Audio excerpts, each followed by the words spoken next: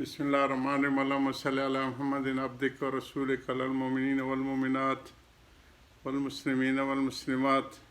یا رب صلی وسلم دائما ابدا علی حبیبک خیر خلق کلہم هو الحبیب الذی ترجى الشفاعة لكل حول من الاحوال مقتحم جزا اللہ عنا سیدنا محمد صلی اللہ علیہ وسلم و آلہ یا محمد توجبک علی ربک فی حاجت هذه لتکسل فشفو فی اللهم صل على محمد صلاة تنجينا بها من جميع الأحوال والآفات وتكفي لنا بها جميع الحاجات وتطهرنا بها من جميع السيئات ترفعنا بها عندك أعلى درجات وتبلغنا بها أقصى الغايات من جميع الخيرات في الحياة بعد الممات إنك على كل شيء قدير۔ صبر و شکر سے ہمارا سلسلہ چل رہا ہے اور درود شریف کے الحمدللہ ہم لوگوں نے اضافہ مجالس میں بھی اور دروس کی شروع میں بھی آخر میں بھی کر دیے ہے، اور اس کی برکات ہم نے کئی موقعوں پہ اپنے بڑوں سے بھی سنی دیکھی۔ ہمارے ہاں جو آپس میں گھریلو جھگڑے تھے اور فوج کا وہ جو ہے ایکشن تھا اور آپس کی جو ہے ایک خانہ جنگی کی شکل تھی، اس وقت ہم نے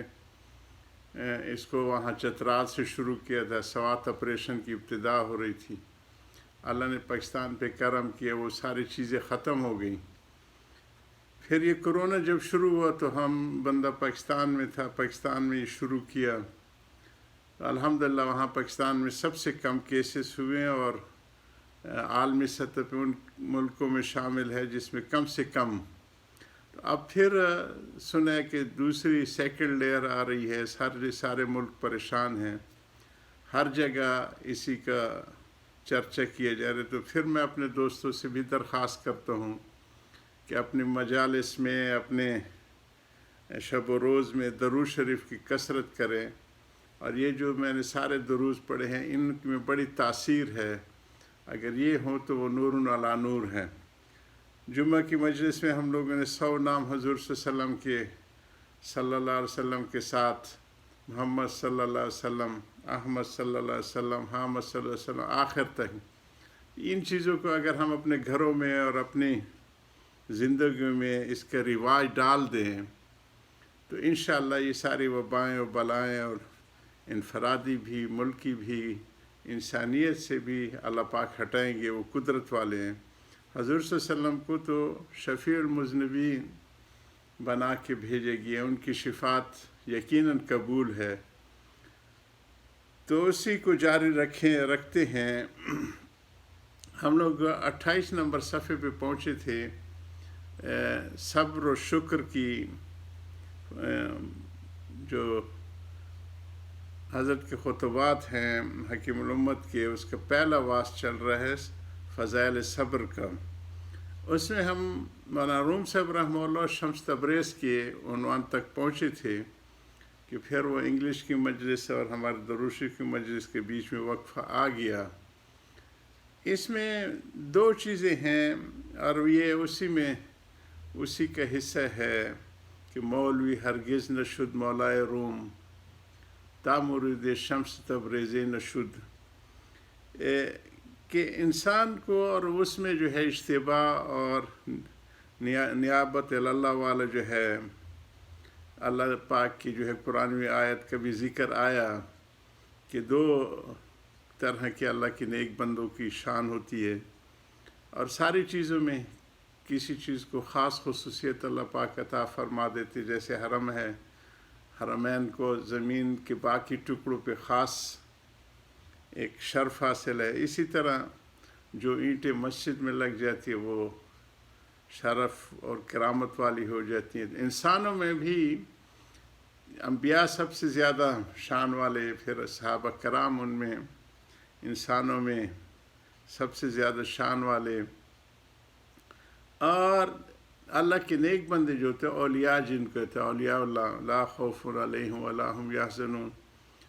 یہ پھر ان میں بھی 2 قسم کے ہیں۔ ایک تو اشتباہ والے جو چھانٹے ہوئے ہوتے ہیں، تو ان کی ہمارے حضرت بڑی تفسیر سنایا کرتے تھے، حضرت عمر رضی اللہ عنہ سے لے کے کہ یہ چھانٹے ہوئے ہیں حضور صلی اللہ علیہ وسلم، ان کے لیے شیخ متوجہ ہوتے ہیں کہ یہ بچہ تو بڑا کارآمد ہے، ان کی توجہ سے اللہ پاک ان کے لیے پھر بہت آسانیاں پیدا کر دیتے ہیں اور راہ پہ چل نکلتے ہیں، اور وہ مقتدا کے درجے کے بنتے ہیں، سارے عالم کے لیے ایک نمونہ ہو جاتے ہیں۔ ان کی اپنی ذاتی صلاحیتیں بھی ہوتی ہیں، وہ نگاہ مرد مومن سے بدل جاتی ہے تقدیریں، نگاہ مرد حق کی وجہ سے فضل حق شامل ہو جاتا ہے اس کے ساتھ۔ تو اس پہ ہم چلے تھے کہ مولانا صاحب رحمہ اللہ تعالیٰ کو خود ہی شمس تبریز رحمہ اللہ تشریف لائے اور ان سے پوچھا، مولوی چمے کنی وہ کتابوں کا ایک بڑی لائبریری اپنے سامنے رکھ کے بیٹھا ہوا تھا، اور ایک چادر بچھائی ہوئی تھی اور ندی کے کنارے پہ، تو اس نے اس کو دیکھا، سادہ سا درویش، نے اینٹو نہ میدانی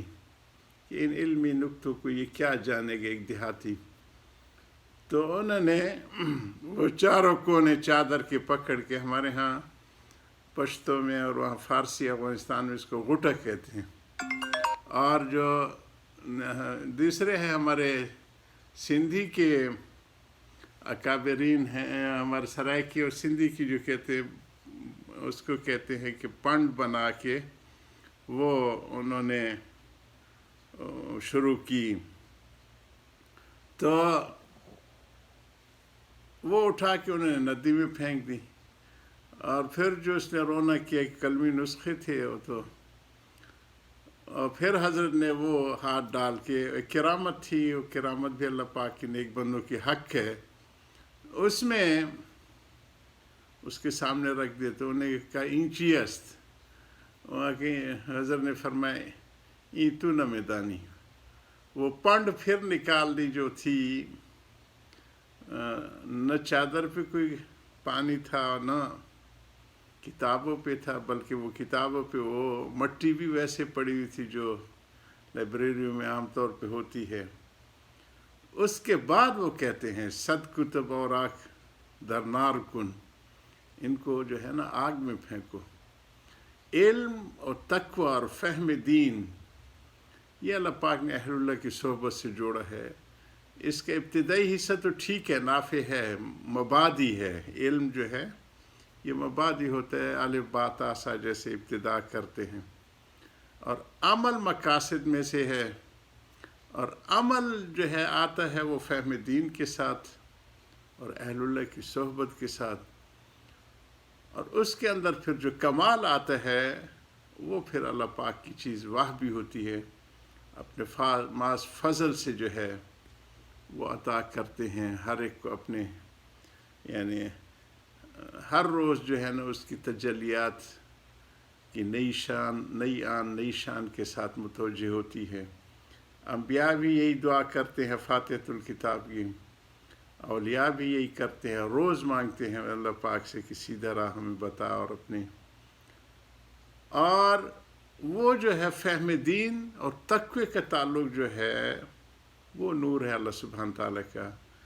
لیس العلم بکثرت روایہ، بہت زیادہ لفاظی جان لینا اور اس پہ پڑھ لینا یہ علم نہیں ہے، بل وہ نور، وہ اللہ پاک کی طرف سے نور ہے،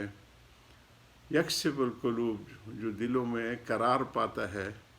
اور یتمیز بین الحق والباطل، جس میں وہ حق اور باطل میں تمیز کر لیتے ہیں۔ یہ اصل و علم فہم دین اور تقوی والوں کو حاصل ہوتا ہے۔ ایک دوسری جگہ ہمارے امام مالک صاحب رحمہ اللہ کی جماعت کا قول ہے جی کہ من یتفقہ ولم یتصوف، کسی اہل اللہ کے پاس نہیں گیا، کتابیں پڑھی، فقط تفسق، یہ فسق و فجور میں جائے گا۔ ابھی مفتی نعیم کے بیٹوں کو کروڑوں کو اربوں کو کیس ہائی کورٹ میں پہنچ گیا جی، یہ وہی ہے کہ مفتی کے سابقہ لائقہ ہے لیکن وہ تفقہ نہیں ہے جی، ہر ایک کا یہی حال ہے جی۔ ایک